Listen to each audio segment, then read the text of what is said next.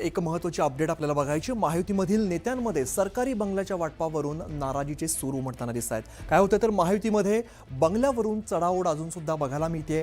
बंगल्याच्या वाटपावरून नाराजीचे सूर आता उमटताना दिसत आहेत। विधान परिषदेच्या उपसभापतींना 2 बंगल्यांचं वाटप रद्द करण्यात आलेलं आहे। विधान परिषदेचे उपसभापती सचिन अहिरांना मंजूर झालेल्या निवासस्थानाबाबत झालेल्या बदलामुळे राजकीय वर्तुळात आता चर्चांना उधाण आलेलं आहे। सचिन अहिरांना मंत्रालयासमोरील A6 बंगला हा मंजूर करण्यात आलेला होता, मात्र हा बंगला भाजपाचे प्रदेशाध्यक्ष रवींद्र चव्हाणांच्या ताब्यात आहे। त्यामुळे हा निर्णय बदलण्यात आला आणि त्यानंतर सचिन अहिरांना पुरंदर या बंगल्यावरती त्यांनी दावा केला।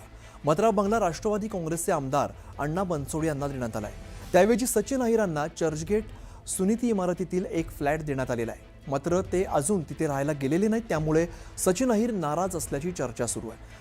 हक्काचा बंगला मिळाला नसल्यामुळे ते आता उपमुख्यमंत्री एकनाथ शिंदे यांच्याकडे याबाबत चर्चा करणार असल्याचं सूत्रांनी सांगितलं आहे।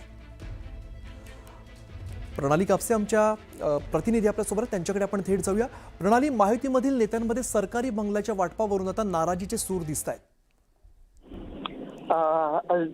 सचिन अहिर यांना याच अधिवेशन कालावधीमध्ये त्यांनी उपसभापती म्हणून त्यांची निवड करण्यात आलेली आहे आणि त्यानंतर साहजिक आहे की उपसभापती म्हणून त्यांना कुठला बंगला मिळतो याकडे त्यांचं स्वतःचं लक्ष होतं आणि इतरांचे लक्ष लागून राहिलेलं होतं। कागदोपत्री A6 हा जो बंगला आहे हा खरं तर उपसभापतींसाठीचा बंगला आहे, परंतु त्या ठिकाणी आताच्या घडीला भाजपचे प्रदेशाध्यक्ष चव्हाण साहेब हे त्या ठिकाणी राहत आहेत आणि त्यामुळं तुर्तास तो बंगला देता येणार नाही असं त्यांना कळवण्यात आलं होतं। आणि त्यानंतर आतापर्यंत उपसभापती नीलम गोरे ज्या बंगल्यात राहत होत्या, पुरंदर बंगला, त्या बंगल्याची मागणी जी आहे ती यांनी केलेली होती सचिन अहिरांनी, परंतु त्यांची ती मागणी पण मान्य करण्यात आली नाही। अण्णा बनसोडे यांनी त्या बंगल्यावर दावा केलेला असल्यामुळे त्यांना तो बंगला दिला जाईल असं जवळपास दिसून येत आहे।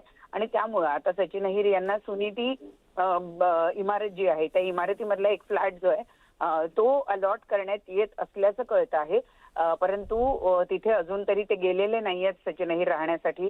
त्यामुळे सचिन अहिर या वाटपामुळे नाराज आहेत अशी एक जोरदार चर्चा या ठिकाणी दिसून येते। बरं प्रणाली, धन्यवाद या सगळ्या माहितीसाठी।